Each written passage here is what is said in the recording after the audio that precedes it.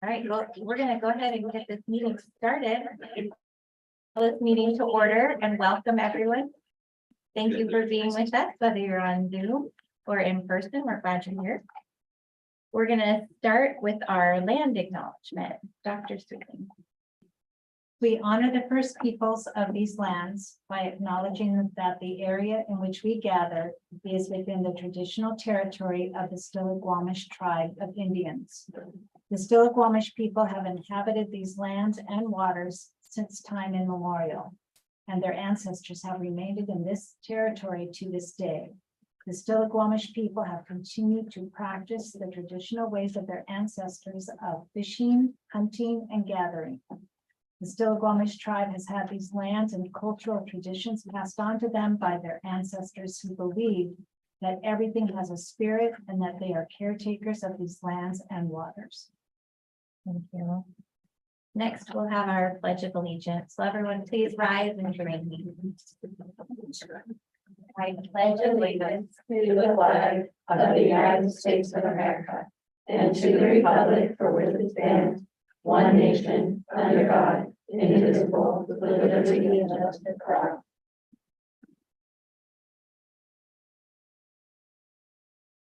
Next, we'll have our roll call attendance. Madam Clerk.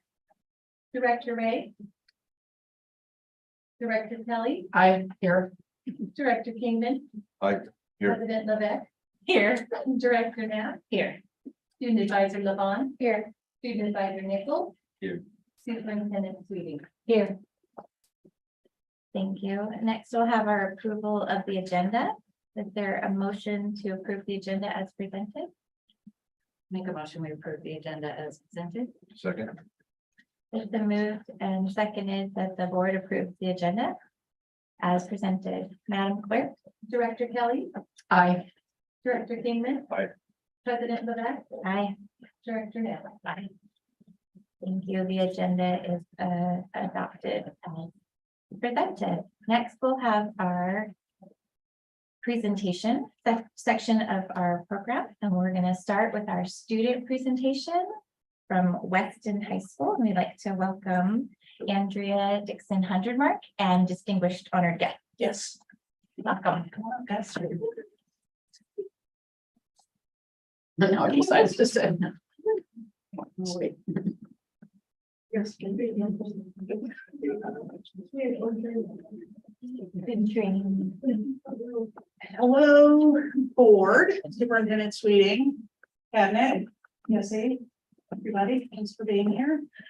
So we got the lucky opportunity to come and present to you guys 3 days into the school year about wonderful things that we're doing at Weston. So what we figured we wanted to talk about were the variety of mental health supports that we have in place in the building. And we've got 3 students and 2 staff members who are going to present to you. So I'll turn it over now to Katie Brown, our school counselor.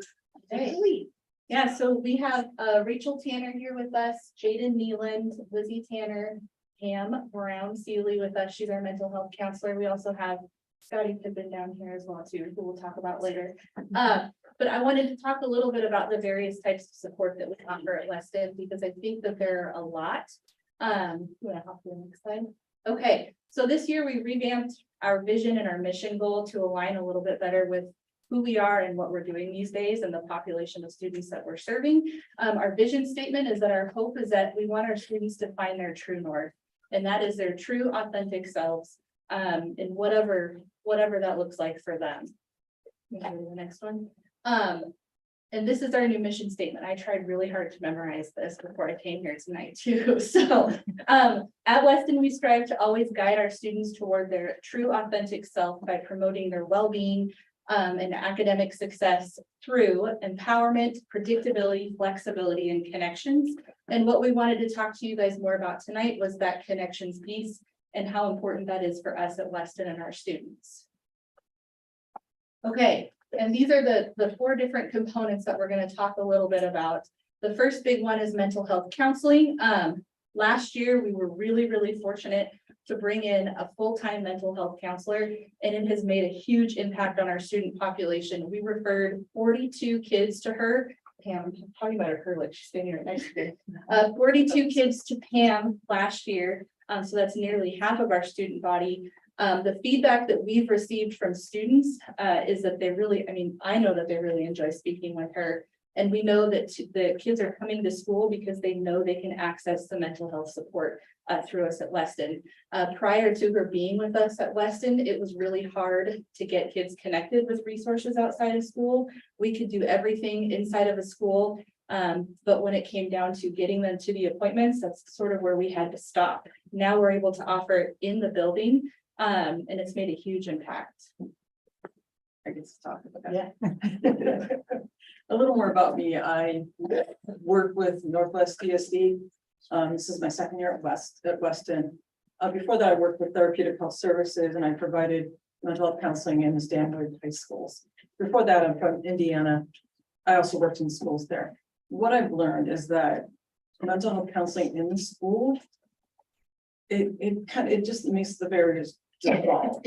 Last week, I talked to 3 students who had medical issues, ongoing medical issues, that they weren't getting treated for.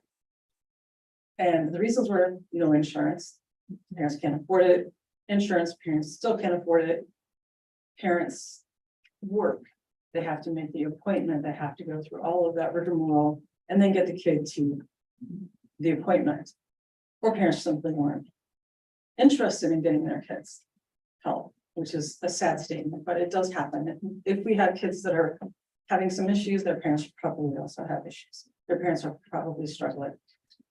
So having me in the building, it just gets rid of those barriers.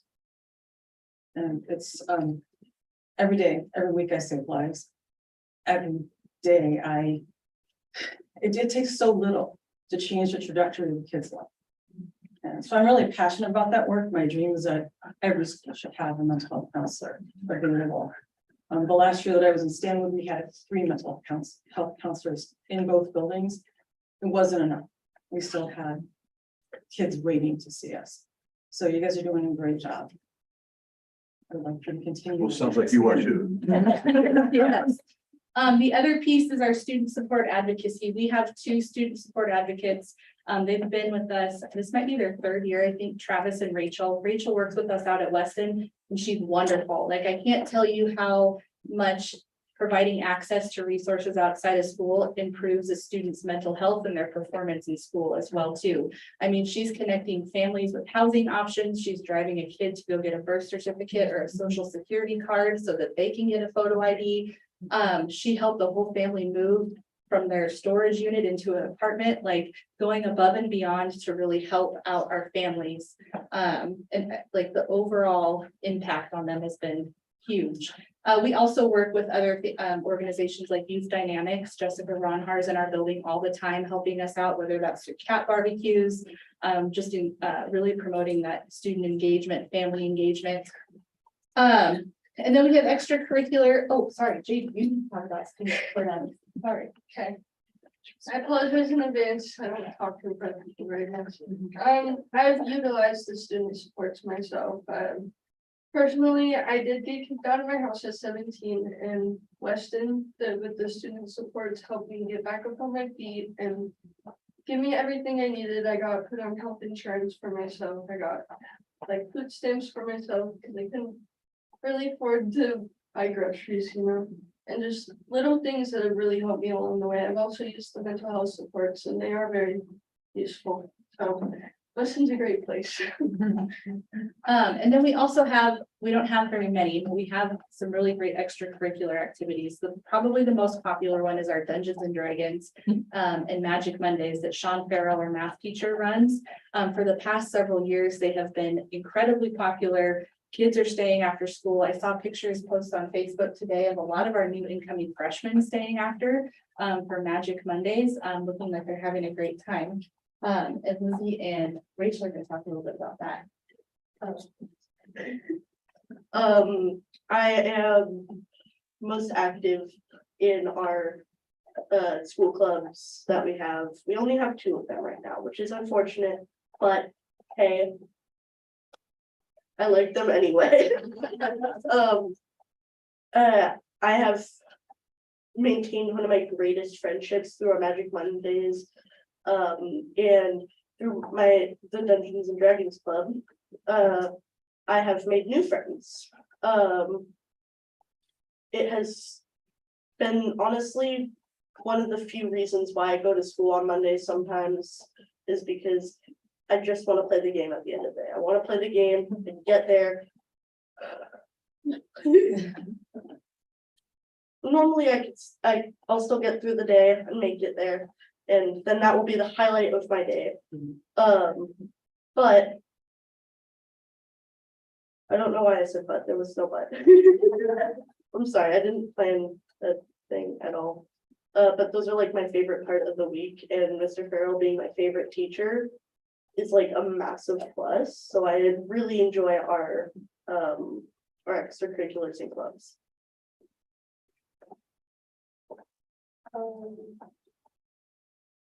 I like it's fun and I get to hang out with people like you and other people like you that like what I like and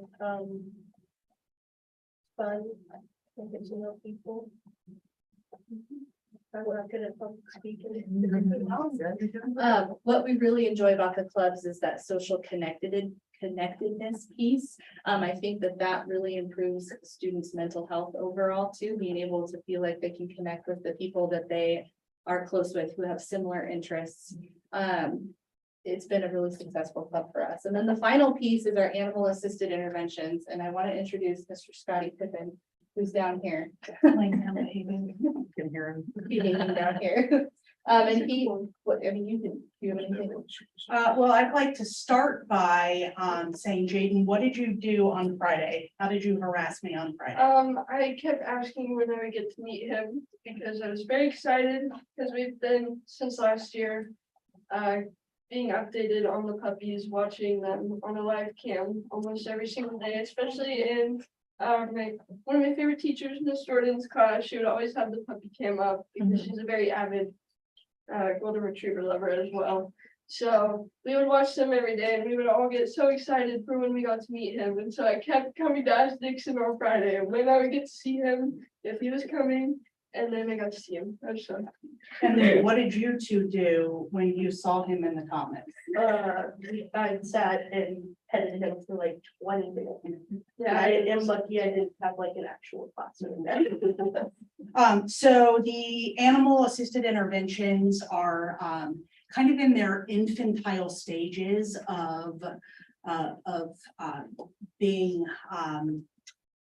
robust and very thought out and well run. And Scotty Pippin is kind of doing the dry run. Been working closely with Cabinet to work on developing a good flow chart of guidelines. And I'm using him as kind of the test to see if these guidelines, how easy is it to meet all of these needs and barriers. So he will not formally be the Weston therapy dog for anywhere between 12 to 18 months. Just because to become a formal certified therapy dog, they don't do it on dogs less than 12 months old. Usually it's over 2 years. And he's got to go through a lot of training to be safe for kids, the district, etc. But he will have some kind of drop-in exposure training in the building. And the impact when he's there is palpable. We're going to be working on figuring out ways to be able to capture the data to prove the effectiveness of the intervention in the coming months and years. So.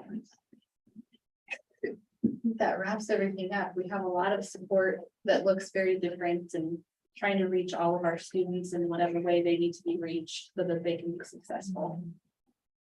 Yes. Just had a couple questions first. Andrea, does the dog live with you or is he in a training environment somewhere else? Both. He is in formal, like legit training. Yeah. He graduated from one of his classes on Saturday. And we'll continue with private training and group. But are you his like foster mommy? or- Yes, I am formerly his handler, You're is the what it handler. would be referred to in the professional setting. And we're following AAAIP standards, animal assisted interventions for professionals. It is a organization that's an offshoot of Pet Partners that does all of the therapy work nationwide. Nice. So they're trying to dial in on professionals that are utilizing animals to work with their Very clients. nice. Keep us updated on that. Yeah, will do. And second thing, Pam, are you, I was just curious, do we have what do we call it, a grant? Like, how are you funded? You said Northwest ESD. I mean, is that where money comes to pay for you? And do we have you for how long? For the year. For the year. The contracts go yearly. They got a big federal grant last year. Okay, This year, the Weston I grant and the Open Doors I grant are contributing close to 20,000 Okay. to help offset the costs to the district just like that. or to the ESD. Yeah. Yeah, and that's good to hear. And just, I would fully support that. If not, grow it. Yeah, absolutely. Thanks. Northwest 60 is doing their best to actually grow the program. We hired another 12 therapists this year. I'd be curious just in terms of going to Olympia and making sure that they continue to fund things like that. I don't remember that conversation too much, and I'll be curious from a legislative standpoint, what we have in terms of when the leg session starts in January, it'll be a shorter session, but just to make sure that that's a line item, that we don't let something fall off, because more than ever, right, we agree that mental health is, I mean, that seems to me everything you're saying is all these pieces are part of mental health.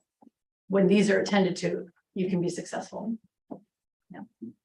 Yes, without sharing any private health information, can you give us a little summary of what kind of concerns kids are bringing to you? Honestly, predominantly depression and anxiety. Other things as well, a lot of trauma, even with just the depression and anxiety, a lot of trauma. Even their home lives are not so good. And what's really nice about working at Weston with the people that we have there is I can partner with Rachel and Katie to make sure that they get the services that they need, not just me, but all the other services that they need. Thank you for sharing. Are we tracking, like, I know we track certain things, so like, if you're seeing the same person daily, weekly, like how many, just to show that I'd love to like prove the need, because we want to see it continue, and I just have a lot of admiration for the work that Weston is doing. I think it's So wonderful. with Pam, there's only so much info I can get because of the it's Mhm. protected. I mean, if she will give me numbers like, hey, how many of our kids have you seen? We also have the ongoing unfortunate reality that we churn, like last year, we had 66% turnover. We stay consistently at about 100 kids. But really over the course of the year, last year it would have been 166 with the numbers. And so what's tough is to see the effectiveness when at times we don't have beginning and end year data is not apples to apples. 'Cause it's a different population of kids. Yeah, we're trying to also figure out how to better get snapshots to where it's more apples to apples. And you said nearly 50% of the student body has been seen. Yeah, we had 42 referrals and we hover right around 100 students, give or take a few, so we were pushing close to 50%. Realistically, 42 were given to me and I spoke with each of them. I didn't actually see each of them, or I saw them, briefly. I'm only one person, and only so many days in the week, and burnout is a real thing, man. Well, some of it too is like in the moment response too. If we have a kid in crisis, it's like, we gotta treat this kid and then we gotta figure out what the next steps are. And a lot of times they have counselors outside of school too. So then they continue on with the counselor outside of school. They wouldn't continue with Pam. I can speak from personal experience. I have seen Pam myself, and she's a very great resource. And especially for kids who don't have insurance or anything like that, and can't get outside counseling or anything like that, she is a very great resource to go to, because you can pretty much pop into her office and be like, hey, are you available at any time to talk? And usually she is. And so,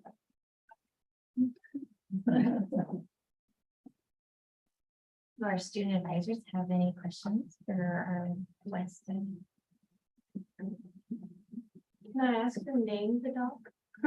Oh, that would be me. His big brother is Elton Johnny Cash. Oh, my. Yeah, and his formal name is Dred Scotty Pippen. It is a play on the Supreme Court ruling, the awful Supreme Court ruling, but the very important one that brought us to the Civil War to help us eventually have slavery be abolished. And so, yeah, there's always a play on my dog's names.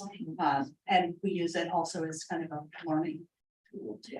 I love that. Yeah, Western kids will forever know Dred Scott. That's right. Yeah, I have some, not so much questions but comments. I have a history of mental health issues and I love to see the work that we do. I mean, going from even 10 years ago, mental health wasn't really talked about as much as it is now. And the I guess issues that are so apparent today, especially with social media, I think especially. It's so important that we recognize these issues and then we talk about it more because students are doing. So thank you for all that you do. Well said. Thank you. Thank you, guys. Thank you for being brave and Yeah. sharing from your heart. We appreciate all that you do for our kids every day. Absolutely. And the doggy was so good. Oh, I know. You should get a treat. Yes, it's gonna. Oh, he has a treat. All right, next up on our agenda is another presentation. We're going to have our introduction of all of our new staff members, and we'd like to welcome Eric DeYoung, our Executive Director of Human Resources. Just want to snuggle that puppy. Yeah. Where's your cat? You need a cat or dog? Good evening, board members. Eric DeYoung, Executive Director of Human Resources, here to introduce our new staff. We have a little slideshow for you. Introduced all of these at our first day back last 2 weeks ago now, I guess. Wow.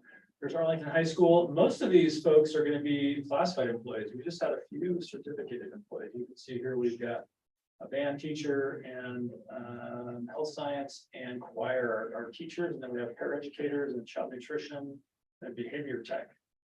Here at Arlington High School. Go to the next one. Here's our ECAP preschool.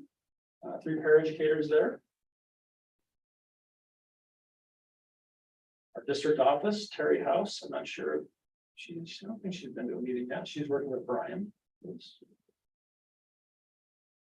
2 new paraeducators at Eagle Creek, Jacqueline and Kira.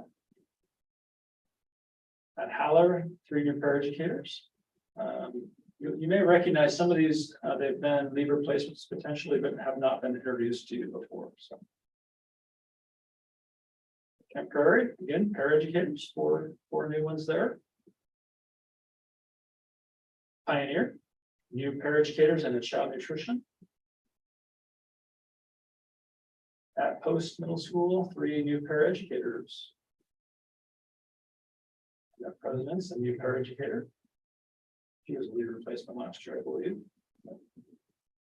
And special programs, these could be assigned different places. So we have school psychologist, speech language, occupational therapist, and then a physical therapy assistant. So 3 certificated folks there and then 1 classified. And transportation, a couple new bus drivers, which is great. More bus drivers, more bus drivers. So if anybody's interested, use more bus drivers. And then at Weston, Jeff Holloway in special education. So I think that's it. Great group of new staff. We had orientations for both certificated and classified, and had a great. Everybody showed up. It was great. I think a wonderful new group of teachers and classified employees. So we were excited to kick off the year. Thank you. Thank you. Thank you for sharing. And we're excited to welcome our new staff members. Thank you. Next up is our approval of minutes. And we have one set of minutes to approve, our regular meeting minutes from August 28th. Are there any amendments or do we have a motion to approve the minutes as presented? Make a motion, we approve the regular meeting minutes from August 28th. Second, It's been moved and seconded to approve the August 28th regular board meeting minutes. Madam Clerk? Director Kelly, Aye. Director Kingman. Aye. President Levesque, Aye. Director Nap. Aye. Thank you. The minutes are approved. Next up, we have our public comment portion of our meeting. And we have one person that has signed up to speak to us tonight. And so I'm going to read our little script that we have. The board recognizes the value of public comment on educational issues and the importance of involving members of the public in its meeting. The board appreciates feedback in order to make the best decisions possible to benefit students. In order to permit fair and orderly expression of public comment, the board will provide a period of time at the beginning of each regular meeting during which visitors may address the board on any topic within the scope of the board's responsibility. Anyone addressing the board tonight, whether it be in person or virtually, has completed a public comment form and read and agreed to the district's instructions for public comment prior to this meeting being called to order. When the board president calls your name, please step up to the podium if attending the meeting in person. If attending the meeting virtually, please join as a panelist, allow video, and unmute your microphone. Please refrain from comments that are an invasion of privacy, violate school district policy related to harassment, intimidation, bullying, or discrimination, are disruptive, irrelevant, libelous, slanderous, or profane. And please limit your comments to 3 minutes. The board does not respond to questions during the business meeting in order to comply with the state of Washington's Open Public Meetings Act. The board's silence does not signal agreement or endorsement of the speaker's remarks. Depending on the nature of your topic or questions, the superintendent may ask staff to contact you to answer questions or provide information. The board president may interrupt or terminate an individual statement if it is uncivil or exceeds the allowed time. Each speaker will be given one opportunity to speak. We'd like to welcome Nancy Johnson up to the podium. Thank you for being with us tonight. You have some more in the box. Ooh. Well, you get to be first. Can I get the rest of my thoughts? I thought.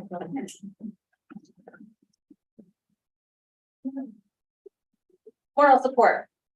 And I didn't bring my glasses, so that could be a trouble. I ran through. Hello, my name is Nancy Johnson. I'm the president of the PSC that represents the classified staff.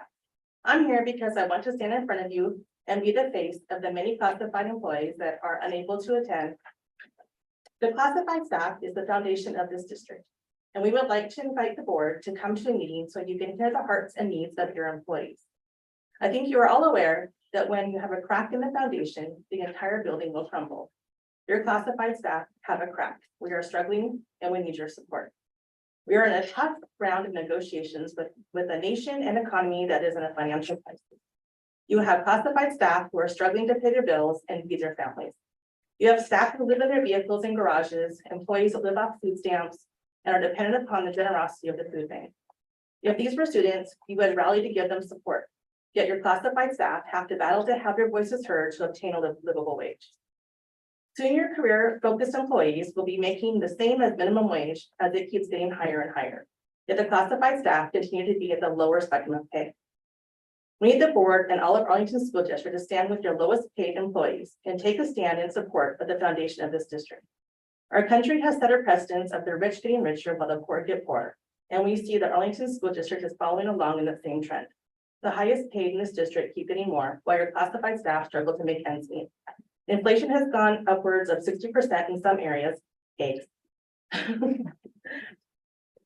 And for many, that is a dent in a livelihood. However, that percentage for a classified member could be the choice between paying rent and putting food on their family's table. The board approves increases for our employees, and you have voted to allow your yet more increases for the staff that make the most money to continue to rise but we beg to be a voice to make ends meet. I hear only 2 school districts boast their terms of equity, even having a monthly equity development team. I challenge you to have next month's monthly equity theme to be based around your classified staff and provide your employees a livable wage. It's time you take a stand and lead by example. Come along our side and make a difference. We are desperate for your voice and we are counting on you to give us the support that we need. Thank you for your time. Thank you, Nancy. And next up, we'll have Elise Salen. How do you say? Salen? Celine, welcome. So I am Elise Celine. I am a paraeducator at Post Middle School. I work in the special ed department. And I just want to tell you guys, I love my job. I really love my job. I was there on passport day on my own time because I love my job and love the kids. And had a moment to share with the parents. When I went up to them and I said, you know what, I love working with your students. And she laughed and she goes, no, really. And I said, no, I'm serious. I love working with your students. And she goes, but and I said, I know, he's a little trouble. But I love working with your students. That's what I do. And that's what a paraeducator does. And our value to the teachers, all you gotta do is ask them. So the sadness is that based on my current living situation and the wage in which I get as a paraeducator, next year I may not be able to do this. So I ask you to please consider giving us a living wage. Thank you. Thank you, Elise, for stepping up and speaking out tonight. Next, I'd like to welcome Hillary McGuire. Thank you. I am a paraeducator and I would like to have an eloquent speech all written out for you about the joys and challenges of my job at Post. But I'm tired. I work 2 jobs to make ends meet. So classified employees support students, staff, the school as a whole, and the community. And we would really like you to recognize this and support us as well. Thank you, Hillary. Is there anyone else that would like to speak that has not yet filled out a form and would like to? Hillary's mom. Would you mind filling out a form for us? You can do it after. Okay, yeah, I'll fill out a form. So I am not a classified, I am a retired school teacher. Would you share your name, please? Cheryl McGuire. And all the years that I taught, I saw the value of the classified people. Teachers cannot do the magic they do in the classroom without the support of the classified people. And like your poster says about a safe and caring environment, they're often the ones that are in the background working extra hard to provide that. And they need to be able to make a living wage so that we can keep the ones that are there loving and caring about what's going on. So that's all I have to say. Thank you. Today. Anyone else? Is there anyone on Zoom that would like to give a public comment? We do not have any. All right, I want to say thank you for joining us tonight and sharing your words. We appreciate you being here. Next up on the agenda is our consent agenda. The consent agenda has a lot of things on it. It has our budget report, personnel report, payroll report, warrant, physical therapy, renewal, ESD 112 E-rate contract, the Snohomish County ECAP program, the ESD 189 agreement, the Edmentum license agreement, CTE advisory committee board membership, CTE program approval, and a CTE 4-year plan. Is there anything anyone would like to pull from the agenda? Or do we have a motion to approve the consent agenda as presented? Make a motion, we approve the consent agenda. Second. It's been moved and seconded to approve the consent agenda as presented. Madam Clerk. Director Kelly, Aye. Director Kingman. Aye. President Levesque, Aye. Director Knapp. Aye. Thank you. The consent agenda is approved. Next, we'll have our new business portion of our meeting. We'll start with our opening school 23-24. I said the right year this time. Dr. Sweeting, can tell us about. Yes, so back to school 23-24. I've got some, just some information, some fun pictures from the first week of school.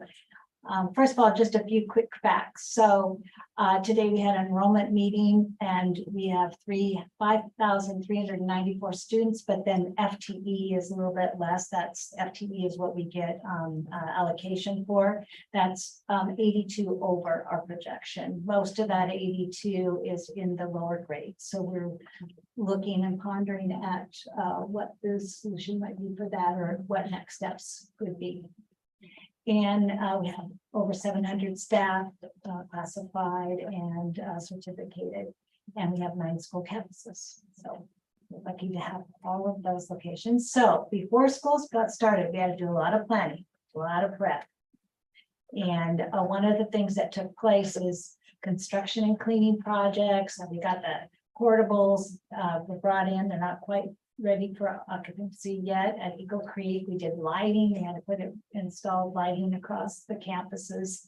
But we are still working on the Kent Prairie traffic queuing lane, Pioneer new boilers, HVAC repairs at Weston and so forth. So a lot of work had to take place before we opened and still is going to take place as we move forward. Another thing that happened before we opened our doors was connecting with students and families. So there was a couple of resource fairs that we went to and shared information, answered questions. The first one was the Volunteers of America Community Resource Fair that was over here at President's.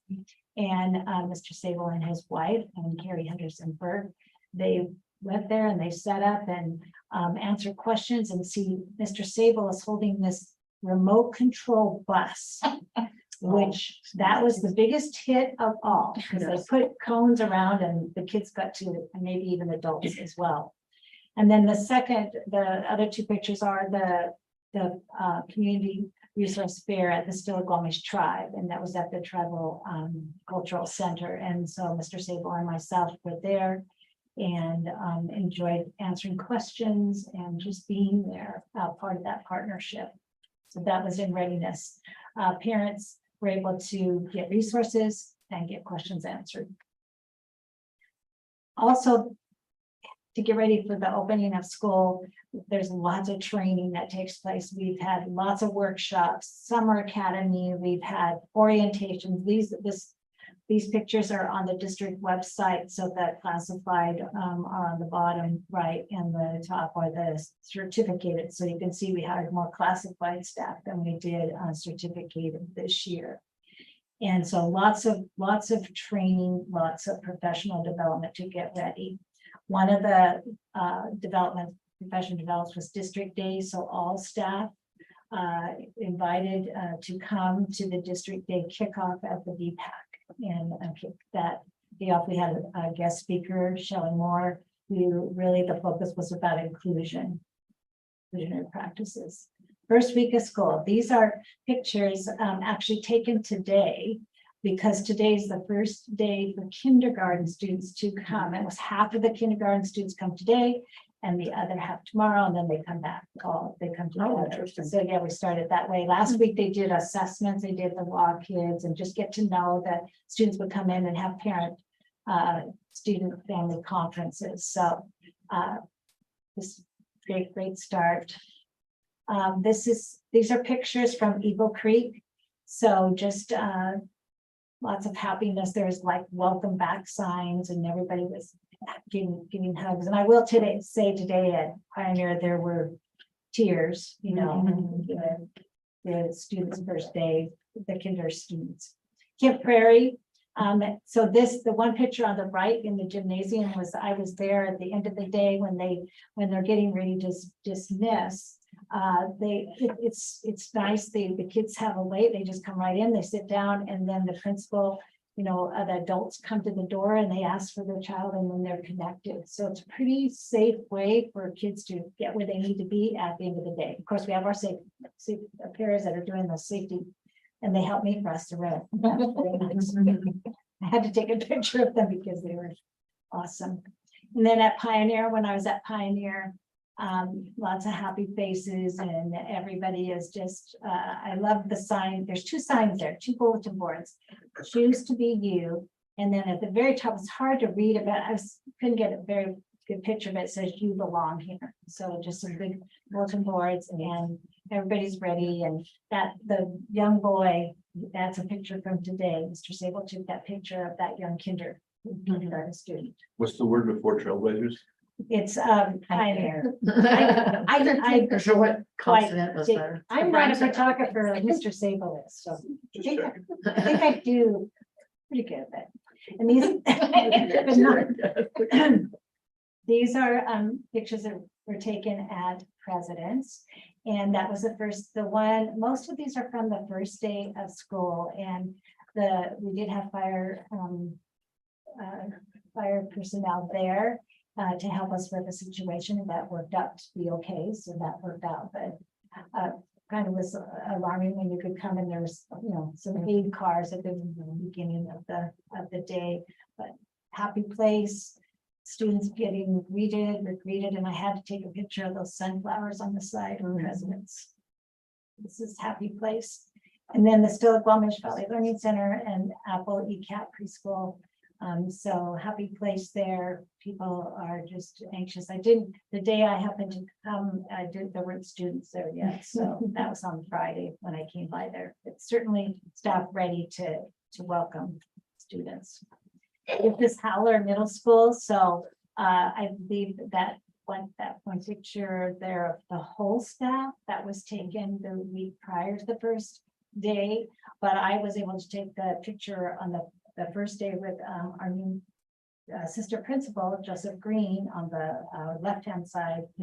He's talking to all the students in the lunchroom, and he was talking to them about cleaning their area, making sure that they took care of it, and it was everybody, middle school, they all were listening, and I was amazed that they were following the directions. It was great. And then up at the far right, we have our kitchen worker there, and she's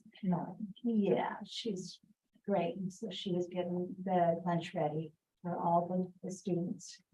Next, we have Post. So they had a gathering in the gym. And learning about the school. And of course, there's some wonderful students that are just excited to be at school and back at school. Of course, they had to have their special drinks too. And then Weston, when I was there on the first day, the upper right picture was when I got there pretty early. Those two individuals were there with the doors wide open. And it was that's what Weston is about, is doors wide open for you to come in and learn. And so it was a great first day. Everybody is just happy to be there. There was, I didn't get a picture of her, but there was one student that I sat down at the table with, and it was her very first day in this district. And she is being, I could tell there was concern, but I assured her she's in a great place, and that Weston would be a great place for her. I think I encouraged her somewhat. We'll see. I'm going to ask her when I go see her again at this school. Arlington High School, this was on Friday. And so you have the Nikki and Marilee, the assistant principal and principal. And then we have student Kathleen as part of our student advisory council. And then we have Mike Ray's wife, who works in the office there as the office assistant. And then the lower right, I was standing in the office, and that mother and her daughter were there, and they go, "Oh, are you the counselor?" I go, "No, I'm not the counselor, but I can help you."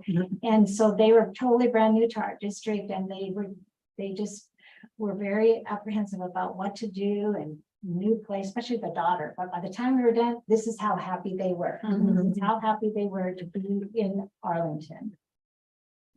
And so this year we're focusing on belong and learn, because really, in order to learn, you need to feel that you are accepted in that place, that learning environment that you're at, whether you're a staff member or whether you're a student.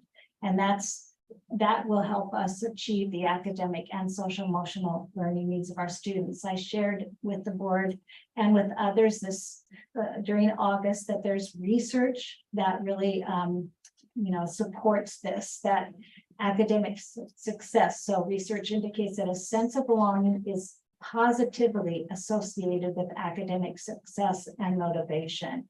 And if students who feel they belong are more likely to see the value of required work and having a higher self-belief in their chances to succeed on a course or in their just coming to school.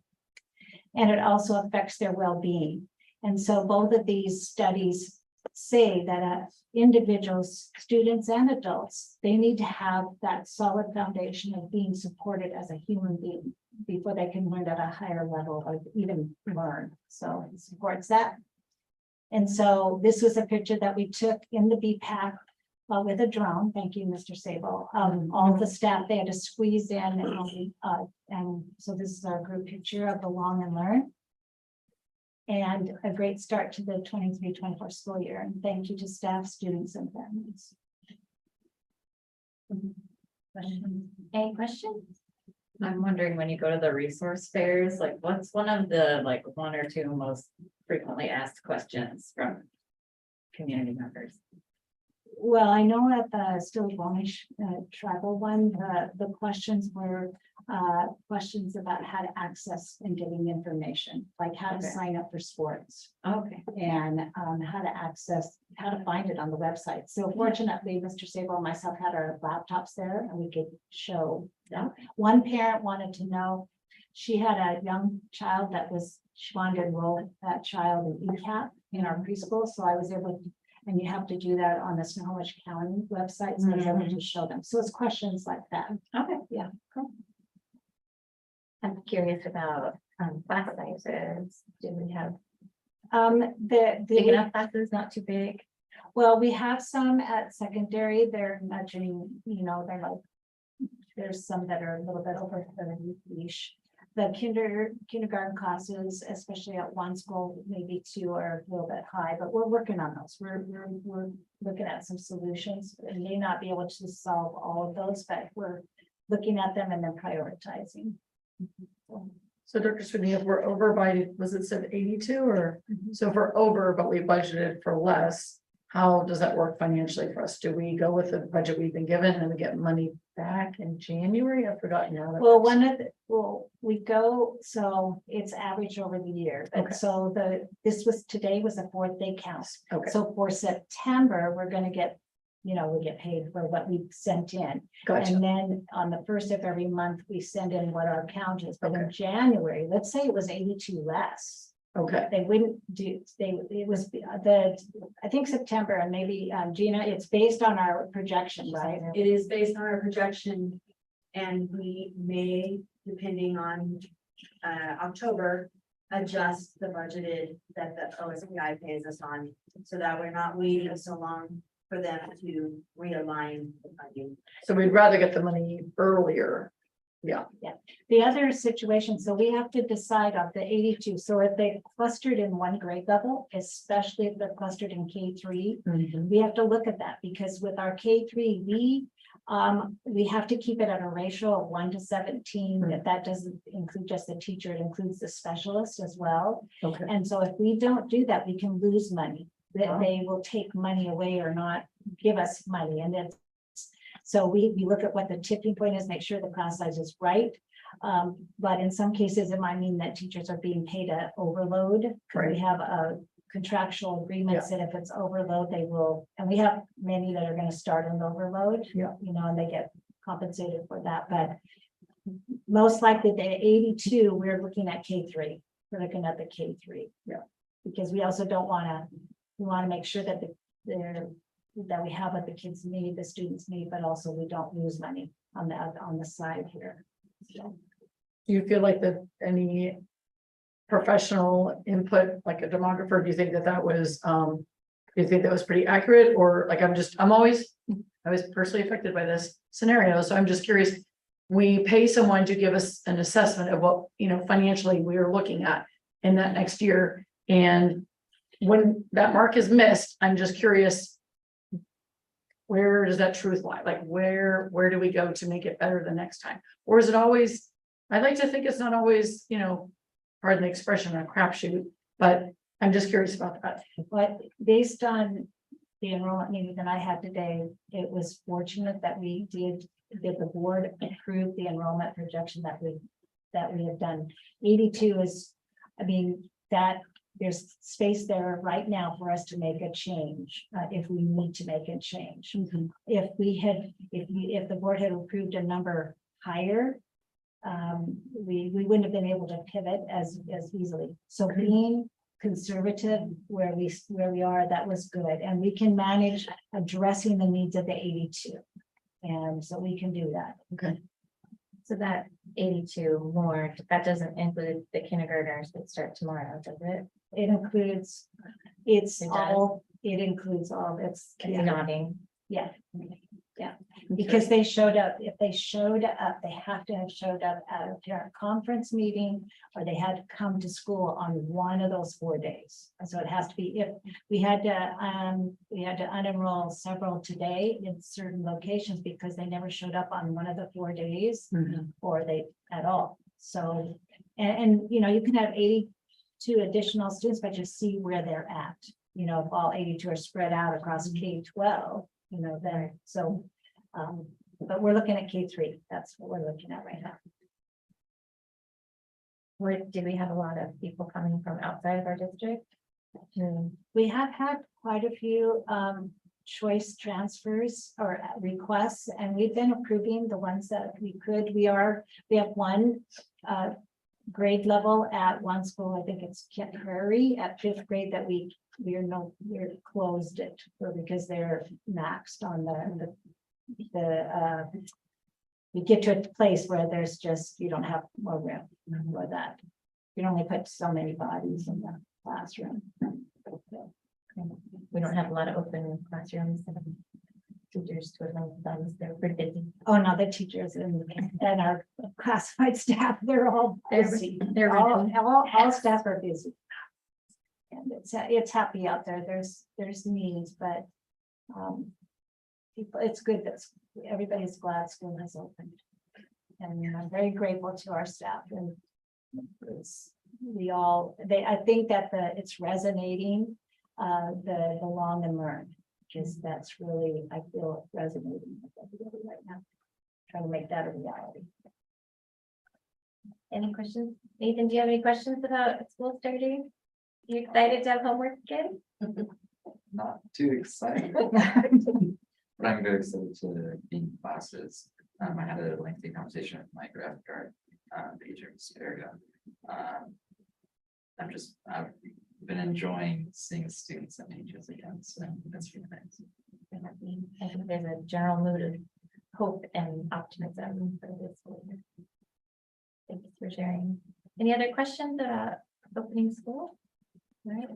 Next up on our agenda is our financial highlights of our current budget. We'd like to welcome to the hot spot, Gina Zutenhorn, our Executive Director of Financial Services. Need just a moment to get plugged in here. The battery does not last very long. Gives us an opportunity to do some deep breathing and relaxation.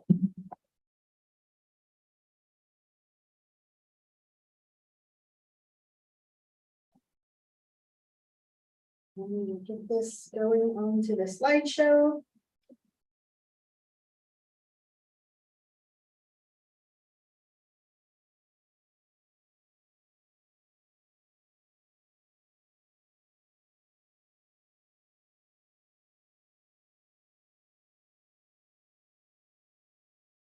Okay.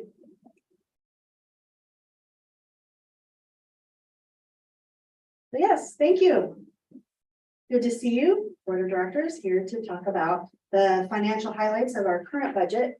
But when I say current budget, I'm still living in the prior year. So this is as of the month of July 2023. And this is on our board agenda, mirroring when we have finalized a monthly report, and the rest of the detailed report is on the consent agenda. This is a supplement to that. Talking about the financial health of the district, just reiterating, board has seen this And this is also for our public, anyone that might be tuning in and listening to this meeting, anyone in our audience who's here to see about this. The financial health of the district, we have some very good positives. Our 22-23 financial positives includes that we had a healthy beginning fund balance. We have our 4-year educational programs and operations levy. The last year of that is next year. This is the 3rd year, 22-23, that is closing out, is the 3rd year of that 4-year levy. We had some federal funds that were in addition to our typical, what we would normally receive in federal funds. That was the Department of Health Learn to Return grant. Capital levy is also a very important factor that helps maintain the financial health of the district, in that it's maintaining the financial health of our buildings. So we really like to thank our voters and our community, and always aware of that as a financial positive. Our financial challenges. We have been talking about this repeatedly through the months, that we have a declining fund balance trend, and in alignment with board recommended spend down to support our programs and services through some very challenging times. Our enrollment is recovering more slowly than we had hoped. So we're still talking about last year. When I say that, we had 58 FTE less than planned last year. Even so, that was still more student FTE than we had the year before. So it's still growth. It just was not quite on target with the budget. Federal and state pandemic relief funds have been exhausted. So we've heard a lot about ESSER funds and different levels of federal funding, and those have been exhausted and we're done, and we're moving forward.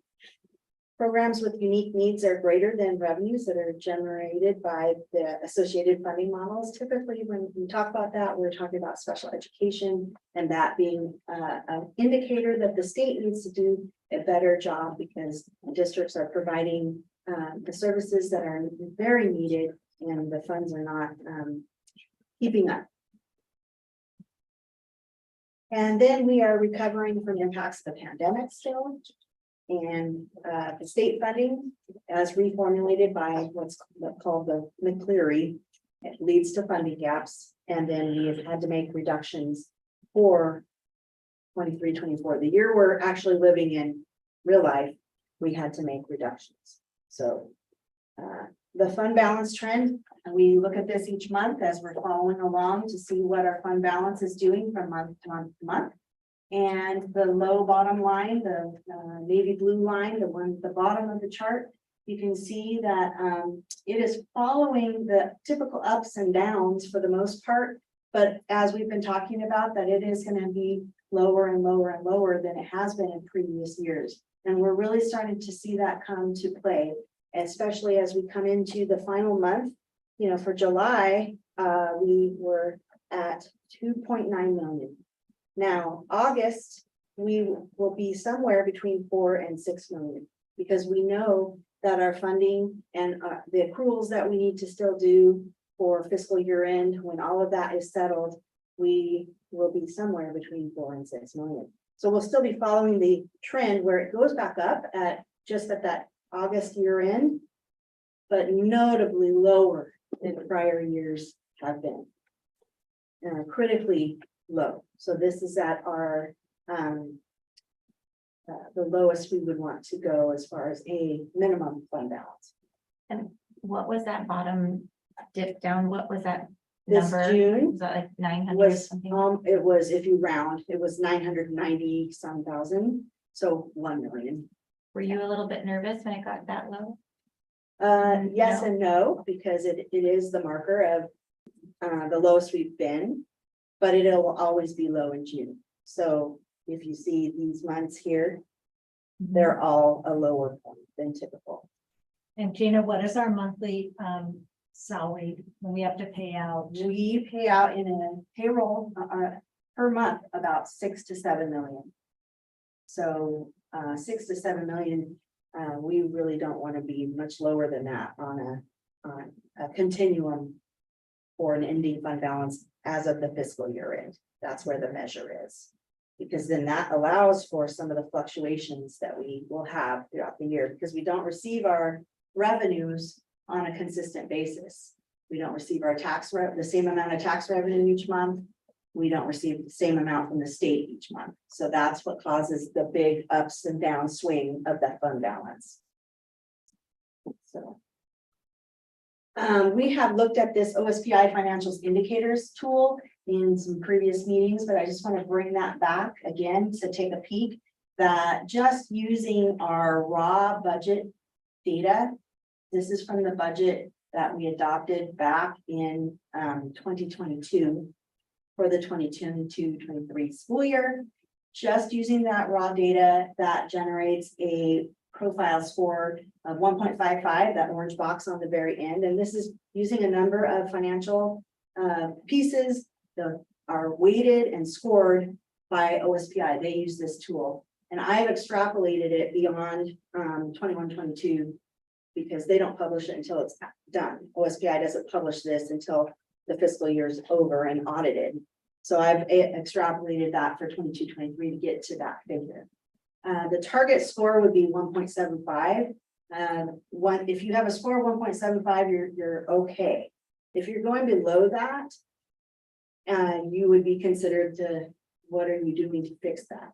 You're a little bit on someone's list at OSPI or at the Northwest ESB to say, we're kind of looking at what's going on over here because you're reaching precarious levels in certain pieces. So is your plan in place? Are you moving into a different direction, but moving forward? Is that the binding conditions? No, it is not. Binding conditions is far, far different from that. What's Mary's Joe's score? I don't know. I'm just curious. Yes, so, yes. Yeah, and it's, you know, you look over time, our score has gotten lower and more, and we do need to be really careful because it does play out in for our credit rating, you know, as a school, as a district, and when we go out to sell bonds, you know, the rating that we would get. So. Yeah. So, and when I look at the factors and look at trying to marry up with what's our margin if our numbers come in up here, what does it do to this? Fund balance is probably the biggest trigger of what is causing that to go just a little below where we need to. So we need to focus in future years of getting back into a better spot with what our minimum fund balance is going forward. I always leave this slide in here. I won't touch on all these points. If you're looking at the screen, you can scan through it as quickly as you may. Just highlighting a little bit about the fund balance, allowing for some flexibility in times of emergency, which we're kind of moving past that now, and yet the impacts and on our finances are still quite apparent, especially with some of the choices and decisions we had to make over the past few years and coming to our fund balance that we're at. This is the working forecast, and it is incorporating the forecast that was recently adopted in the 23-24 multi-year budget summary. So you can have a picture looking to see current year, the year we haven't closed out yet is the far left column, and then moving forward. So it assumes that an ending fund balance is going to be between 4.4 to 6 million. It assumes that we have a renewal of our 4-year levy in 2024, and those collections wouldn't begin until 2025. You know, what was our number again today for enrollment? Was it 53 or 50? What was that number? Do we see it? 53, 5393. 5393. 5394 head count, but 5393.7. Okay, so not too far from that. 5373. The 5373 includes running start and open doors. The 53 whatever today, yeah, doesn't include running start. Okay. So it'll be more So than 5373. And that'll be That'll be good. It will be on the ups. We don't receive any money for Running Start Kids. I think we do. We do, but there are some changes on the horizon on that too. So yes, we do. I'm just pausing because I know there's some legislative changes around Running Start for the next year. and college and high school. So Oh, Running Start, yes. yeah, it will because they're stay. still having a homeschool. You're still based out of Arlington High School. Can you explain the ending fund balance on 22-23 is 4 million, but then the beginning fund balance 23-24 is 6 million. Right, Can you explain the, yes, Thank and you. that has been a, you know, a it's weird, question every it's hard to time. understand. Yes, Yeah. and the reason is because we think we are gonna have a higher fund balance than 4 million. The numbers that you're looking at are, this is what was adopted by the board in 22-23. And that was assuming that every dime is spent and every dollar is received. So that is a budgeted number, and we do think it will be higher than that. We don't know how much higher it's going to be, but we are carefully watching where things are gonna end up. So that's why we left a margin there with the working forecast, and the budget adopted for that 23-24 year has us starting out with 6 million. Now, when we know what our beginning fund balance actually is going to be, we will adjust as appropriate. You know, and we had approved $5.9 million worth of cuts for reductions for this 23-24, but in 22-23 last year, we were trying to make conscious decisions to not spend if we didn't need to spend. And even the building budgets, they were, we put some 10%, and in the district office, we did some similar actions. So we're hoping that helps. And then, of course, as enrollment is higher, it will also help that fund balance. So. So the budget report is through the month of July. So that's what we just closed out. The fiscal year runs through the end of August 31st. And that's the last month. September, October is an open period. We'll be posting transactions between each year as appropriate. And then the month of August won't be finalized until that year-end process is done. So the next regular budget report will be during the November board meeting for 22-23 fiscal year end. So we'll get the final report, the final picture. August is closed out and all the accruals are done. And we'll come with that report. Then also at that time, we'll do a catch up on September and October 2023. And that'll be in a separate report for the new fiscal year and financial highlights of the budget. So that's kind of where we're at.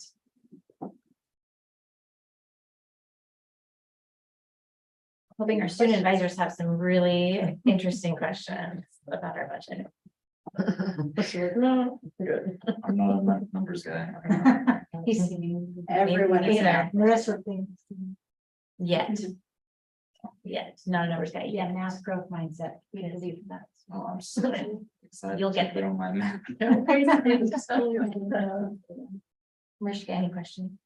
No question. I'm sure just sitting here nodding my head like I understand, going with it. I appreciate both of you because you've both been at different meetings where we've been talking about this and having to learn and absorb. So the more you hear it, the more you can absorb and the more you might have a different question. So it's good. So thank you. Thank you.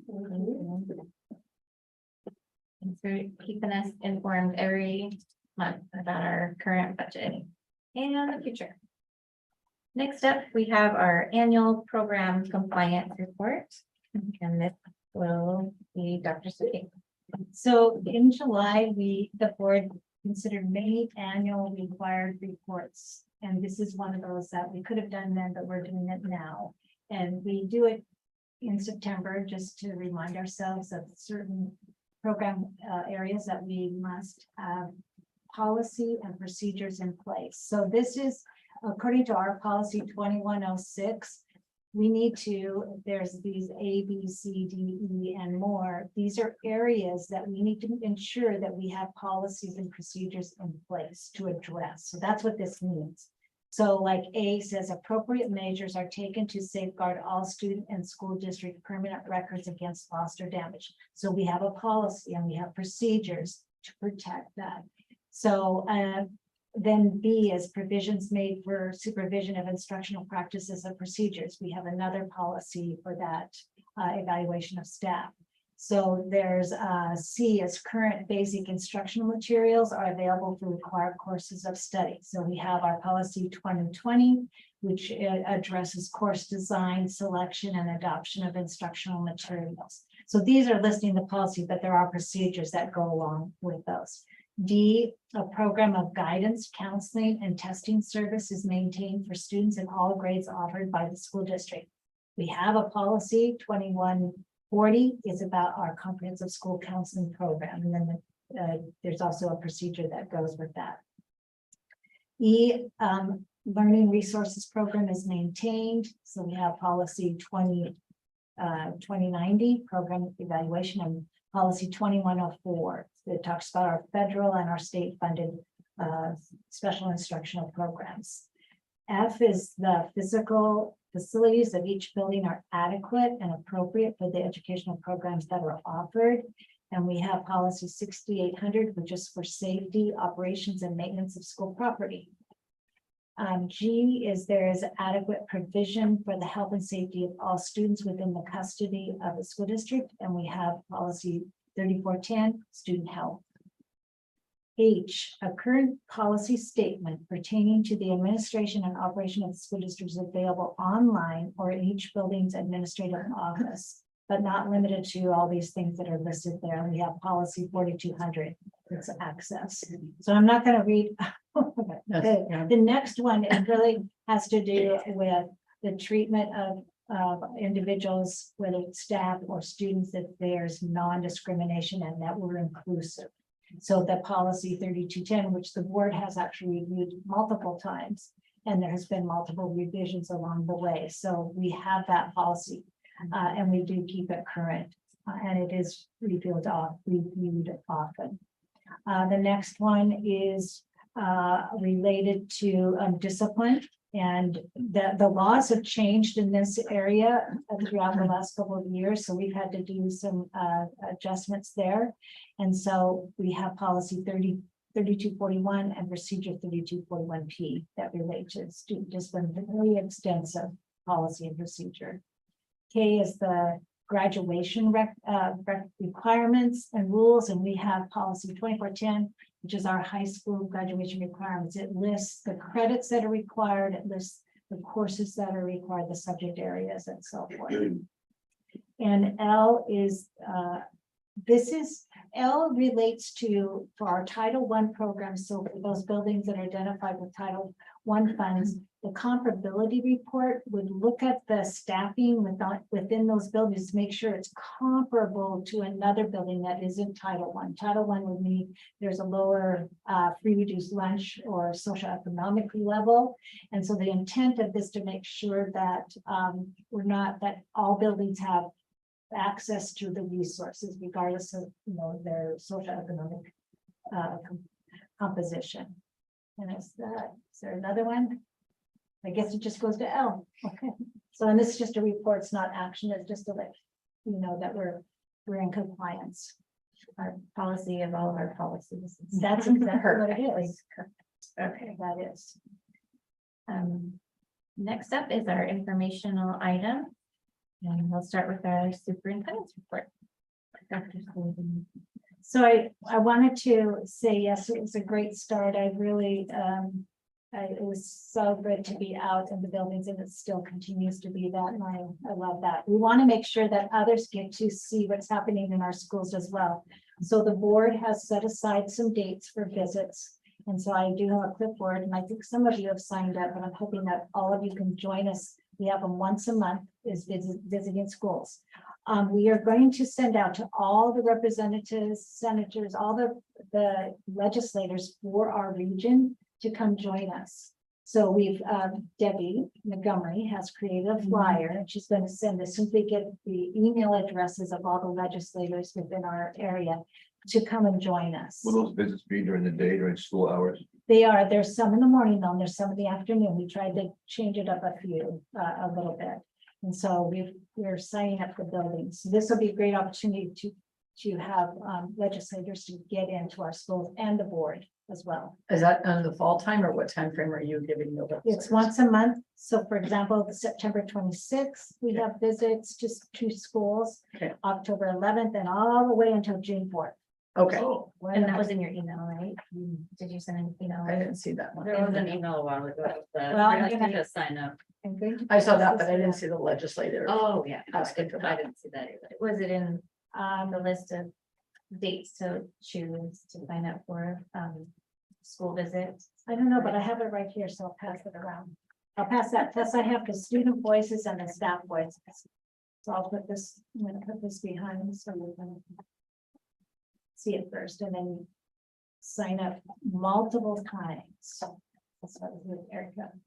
There's that. So then we, as you know, the WASDA annual conference is in, it's in Bellevue. And we have a presentation. I did find out today when our presentation is. Our presentation is on that Friday at 10:45. So just heads up on that. And the title of our presentation is Listen to Student Voices and Others to Increase Student Learning and Make Better Decisions as a Board Team. I did put in the update, the Board of Distinction application, so we're going to submit that. Let me know if you have any changes for that. And then I'm going to end with a thank you note from 3 students, former students, because they received the scholarships from us as a result of our efforts. Dear Mayor McGuire Mayo, I'm writing you personally to thank you for your contribution to my education. This scholarship means I can attend college to achieve my dreams, and I could not do it without your help. It is truly extraordinary the way you help people, and I could not be more grateful. As I continue through my college career and my end goal of a doctorate degree, I hope many more people get the chance and opportunities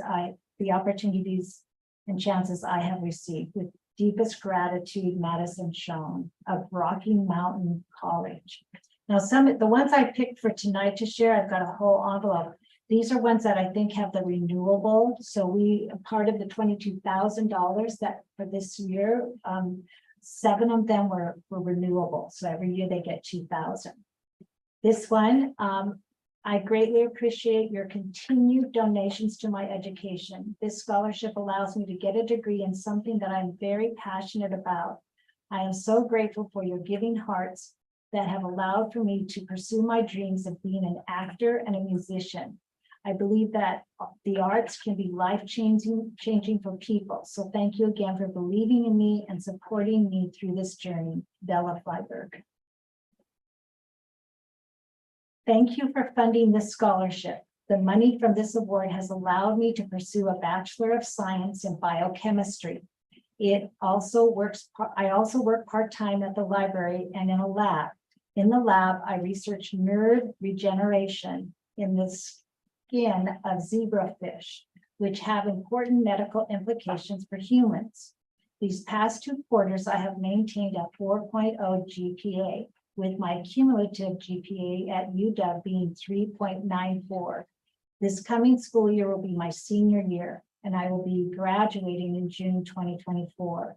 After my undergrad degree, I plan to work as a pharmacist tech for 1 or 2 years and then attend pharmacy school, probably at the University of Washington once again. I thank you for supporting this scholarship and through that, supporting me on my education journey. This is from Pearl Wheel Guerrero. Oh, yeah, probably. And then there's another, by Nelly. So I know Pearl, I mean, that's been 4 years. She had the renewable for 4 years. I think she's thanked you for 4 years. I mean, I remember. She thanked the Yeah, board, yeah. it's through the board. Mhm. That's lovely. Even though it wasn't really our money, we were just holding it for someone else. It's very nice of them to say thank you. But thank you. Next up, we'll have our legislative update and discussion. Director Kelly. Let's see, so I have a ledge meeting, I think in 2 weeks. Check my calendar this time. I didn't errand tonight, but it'll work out for the best. Yeah, I just read and I'm sure we have Brian as well. Wahkiakum was an interesting, yeah, very disappointing ruling. It's a small school that over 20 years has not passed a bond. And it just speaks to what many of us feel, and when I sent some information, and checking with other board members, that is to us almost a primary goal, that we really need to work with our legislators to take the 60%, the supermajority off. You know, we're gonna be in that same boat, trying to continue to pass, you know, pass the bonds that we need to make things work for our community, for our students. So, anyway, it's just interesting to have that feedback. I'm looking forward to the session here at the end of September. I think it's September 21st and 22nd. And we'll attend that regarding our, you know, legislative priorities. It will be a short session. They tend to just roll a lot of things along. Not, sometimes they'll either collapse something that, you know, if it hasn't had a lot of feedback, if it hasn't moved very much, or we'll just consolidate things that say, yes, let's just take some of these, they're so similar. Let's see what I was gonna say something else about legislative. Oh, and I am excited to see that Arlington will pursue that. I will say it is a shorter session, so it's not as big a deal, January through March. I know my contact, Marissa, has said that a lot of what we want to do is thank our legislators. I think I shared this with somebody, I'm not sure whom, but I said, what do you do when your legislators haven't necessarily participated in voting for things that support schools? I have that quandary in my head. I think that I just think that what you're offering is viable. That's something they should see. I also very much like what Weston talked about, and I would very much like somebody to get to Weston. I don't know which, Dr. Dave Paul is a professor at Skagit, and I don't know. I'm not saying. It's coming up, the first one is, but we try to go to the schools twice. Okay, good. I just know he's an educator himself, but I definitely would like that aspect of the mental health. I really, really want to hone in on that. And the funding, we talk about special ed, but mental health. And I agree. And what you're saying is we can't feel like we belong. We don't have support of student support student activist support, SSA. Student support. Student support, yes, SSA. When we have someone like that, you know, we have to attend to those base level needs before we can move up in academics. And I mean, that just to me it makes so much sense. That's what I was asking about the funding, is I would like that to continue and then some.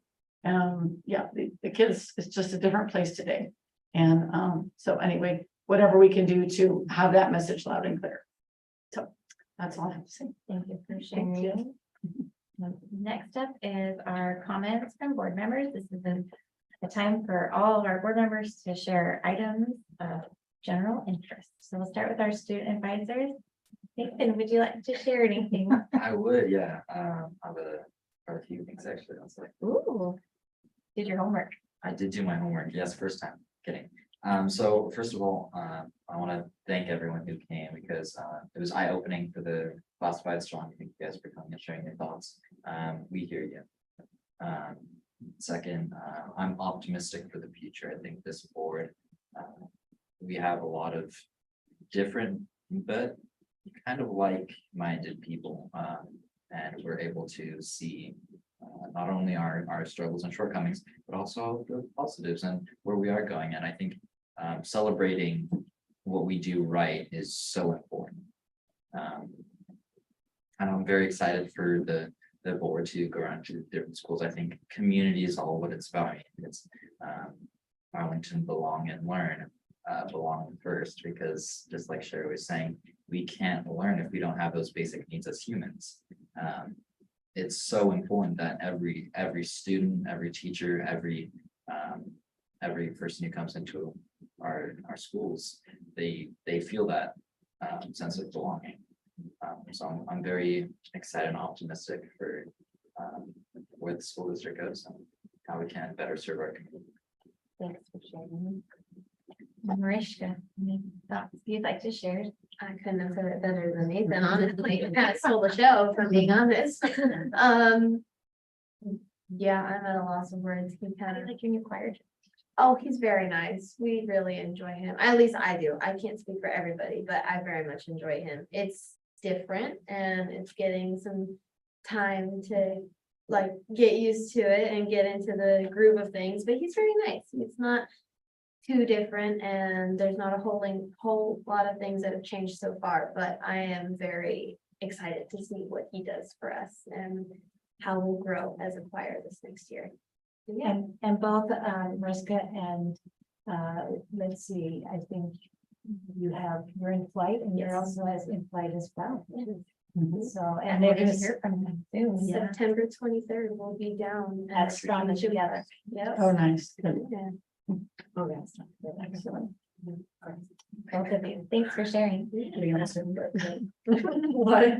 I'll be on Zoom. And legislative thing. I'll be thinking of you. Director Knapp, would you like to share any thoughts tonight? Sure, the beginning of the school year for me is kind of a time to like reflect and remind myself why I'm in this role. So I do appreciate hearing from, community members and in Weston, students and staff, and it's like, it just helps, it does help us to be informed and to listen to make our decisions. So I do appreciate that after reflecting that we had a meeting last night. And then as far as school goes, I have a brand new baby freshman and I'm a brand new freshman parent. And so he is a part of band, the marching band. So they went down to Husky Day and that was fun. Like, I feel like what is required of me is to have the energy of a teenager. So I'm really trying to, muster that. And my kids go to SVLC, so they start tomorrow, their first day. So they are ready to go back to school. Their big brother has been in school for a week, so it's all good and exciting to see the kids have these opportunities. Thanks for sharing. Director Kelly, any other thoughts you'd like to share? I'm stronger than I thought I was. No, again, this is very true. Director Kingman. Normally I have nothing to say. I had 5 things tonight. I'm going to defer one of them to a later date that we talked about earlier, but one, I've had no district emails since last week, so if I've been sent anything that I need to respond to, please resend it. Question, did you guys do a moment of silence for 9/11 today in the district at all? I don't know where, in different locations, yes. Every school has some kind of observance. Yes. Good answer, thank you, ma'am. So a month or so ago, we were given a brief about the what's it called? Master Facility Plan on the website. I believe it was chapter 2 of that document was inventory. And I read it, and maybe the public knows this, maybe they don't, but we've often talked about the plot of land off of Highway 530. But there were many, many, many other plots of land that the district owns totaling 400+ acres throughout the area that I didn't know about. I don't know why we own them. So it would be, can we get a brief as to why we own them? How much they're valued, restrictions from liquidating in these austere times. It looks like there's a lot of value of empty parcels around this district that we own. So can we get a brief on that at any time? Sure. Educate the public as to the lands that this district actually owns.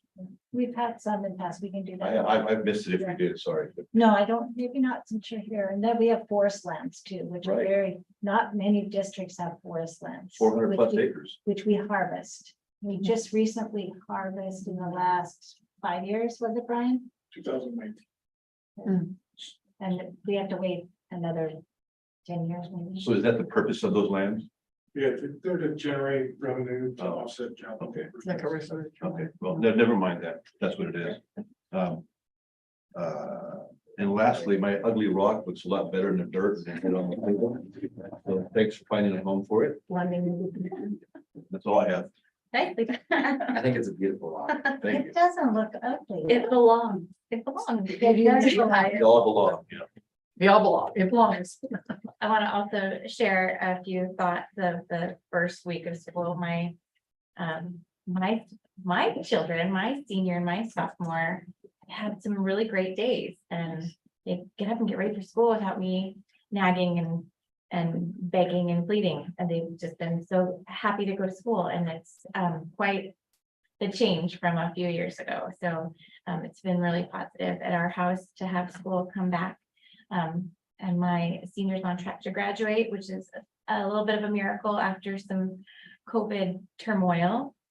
And my little sophomore got to run in his first cross-country meet on Saturday, and he was so proud of himself. He did a really great job, and we're just so grateful that he has a team to belong to and to cheer on, and they cheer him on, and it's quite extraordinary how inclusive and kind these little tiny teenagers can be to each other. And got to go to a football game last Friday and then this last Friday, and our football team is quite amazing. I was blown away, and our band sounded absolutely incredible, like they've been practicing for years, and just so impressed with our new band director, with all the new fun changes that are coming, and how fancy the band looks, all uniformed up, even the ninth graders, and just so I don't know, enthusiastic about this school year and all of the positive things that are coming our kids' way. And my senior shared that a lot of their friends have not noticed that the school doesn't provide school supplies, so they're coming to school without spiral notebooks. And she's like, Mom, can't you fix the budget so that all those kids have spiral notebooks, because they're not bringing them to school? I'm like, oh, that sounds like somebody's advocating. I like it. So just sad for the kids without the spiral notebooks, but I'm happy that my kid is noticing other students and not just themselves. So I want to say thank you to everyone who spoke up tonight. It's really important to hear from our community members, and thank you for being brave and speaking up. I'm so impressed with our Weston kids and how honest and true to themselves and vulnerable and brave they are. What they shared is something that we don't see that high of a maturity level from a lot of grown-ups, about how much they struggle and how much they've overcome, and it's just quite impressive. So I just want to say that really touched my heart with those really brave students coming here on the third day of school without a lot of time to prepare, and just speaking honestly from the heart. And I think that's what makes us a happier, stronger district together. So I want to remind everybody about our next meetings coming up. We have our study session at our next meeting before our regular meeting. It's on September 25th at 4 p.m. I'm bringing a protein bar for you. Thank you. And then that will be followed by our regular meeting also on September 25th at 6 p.m. at the boardroom. And next part of our agenda is our adjournment. Madam Clerk, do we have anything else? We are ready. All right. Do we have a motion to adjourn? I make a motion to adjourn. Second. It's been moved and seconded that we adjourn. Madam Clerk, can we take your vote? Director Kelly, Aye. Director Kingman. Aye. President Novak. Aye. Director Young. Thank you.